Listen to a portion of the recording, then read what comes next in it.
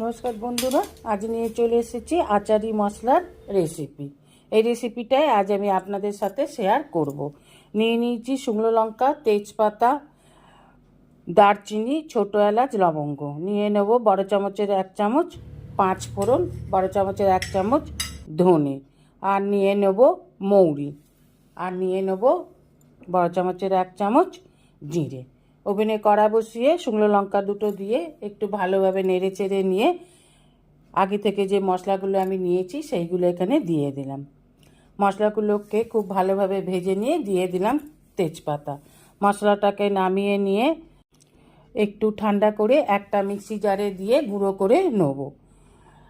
গুঁড়োটা খুব একটা মিহি হবে না, একটু দানা দানা থাকবে। এইভাবেই আপনারা আচারি মশলা বানিয়ে সংরক্ষণ করতে পারেন। এছাড়া আচার বা চাটনিতে ব্যবহার করুন।